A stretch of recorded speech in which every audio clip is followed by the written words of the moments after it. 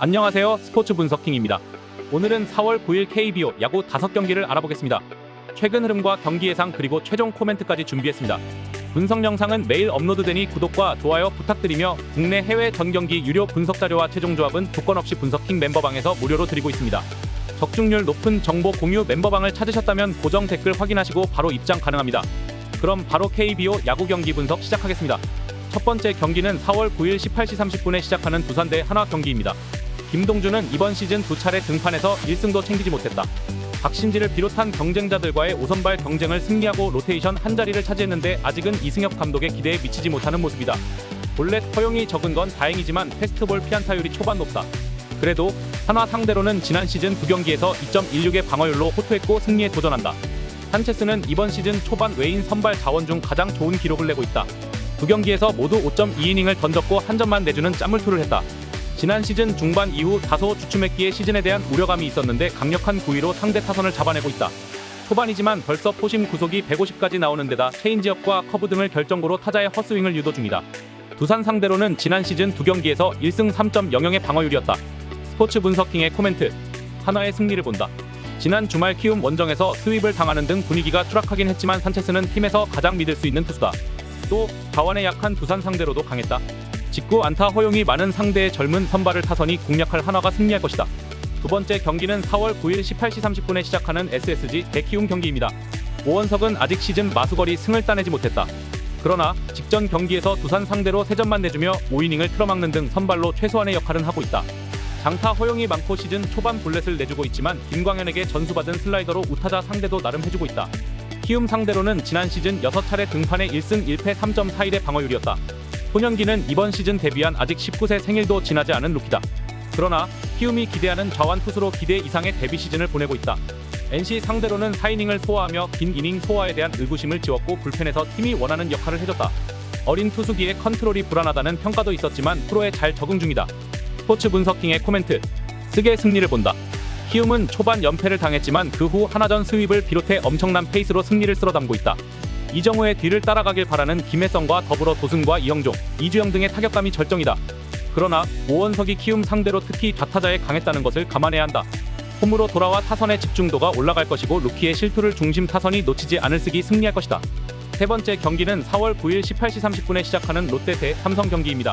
나균아는 직전 경기에서 엄청난 초반 페이스를 보여주던 한화 타선을 압도했다. 부인과의 다툼으로 인해 멘탈이 흔들릴 수 있는 상황이었는데 개인사를 극복하며 로테이션 선발 역할을 하고 있다. 체인지업과 스플리터 등 위력적인 브레이킹볼을 뿌리는 투수인데 패스트볼 구위도 좋다. 삼성 상대로는 지난 시즌 2승 1.59의 방어율로 강했다. 원태인은 이번 시즌 마수거리 승을 신고하지 못했다. 첫 등판에서는 호투했지만 팀 타선의 지원을 받지 못했고 키움 상대로는 예상외로 고전했다.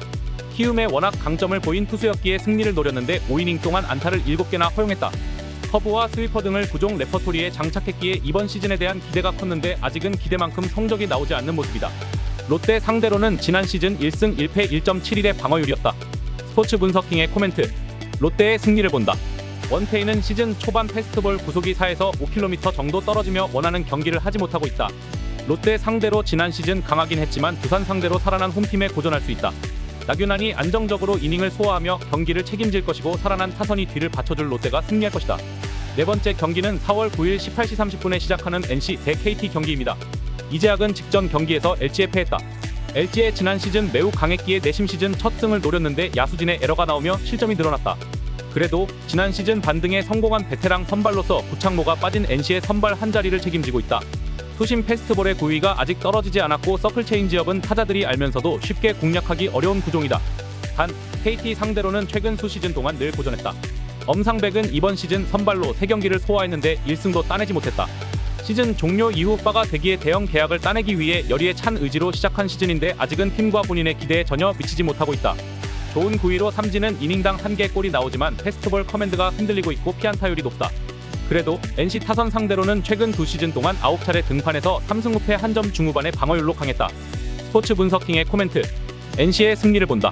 선발 맞대결에서는 더 위력적인 공을 던지는 엄상백이 뒤질 이유가 없다.